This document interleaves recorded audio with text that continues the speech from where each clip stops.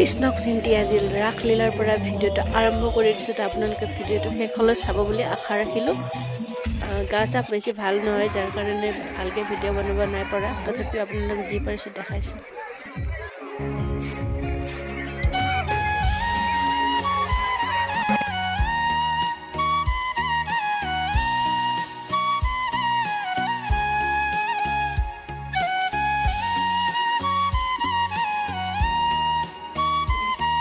আৰু সকলোতকৈ ভাল লগা পাৰ্ট মানে ৰাসখনৰ ভিতৰত বেছি মোৰ ভাল লাগিল এইটো পৰিৱেশ আপোনালোকে দেখা পাইছে।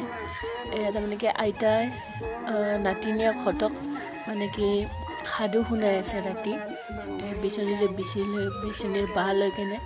এনেকুৱা আমিও এনেকুৱাকৈ মানে কি সাধু শুনিছিলোঁ আইতাৰ পৰা। সেই খুবেই ভাল লাগিছে।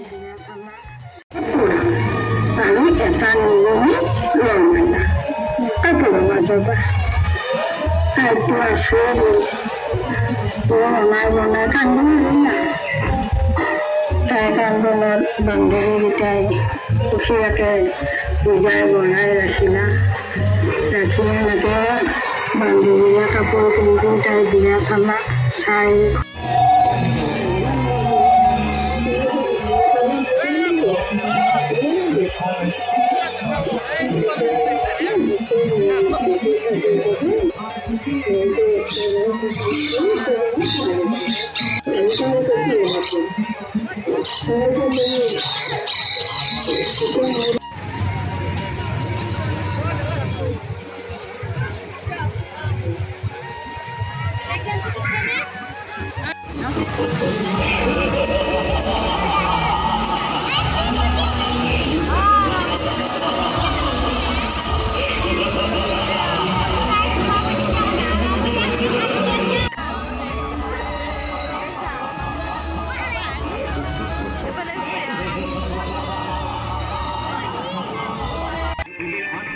শ্ৰদ্ধাৰ শিল্পীগৰাকীক জীয়াই ৰখাৰ পৰা খুবেই ভাল লাগিছে।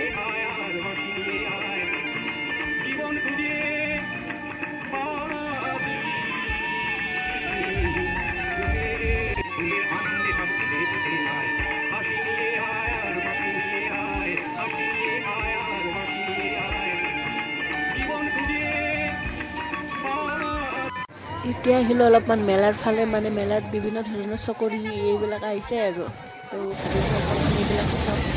ডাঙৰ চকৰিটো ইমান মজা লাগিছে, কিন্তু উঠিবই মোৰ সাহ নহয় কেতিয়াও। যি নহওক বেলেগে উঠিলে আমি চাই হ'লে এনজয় কৰিছোঁ আৰু উঠিব সাহস নাই ইয়াতে।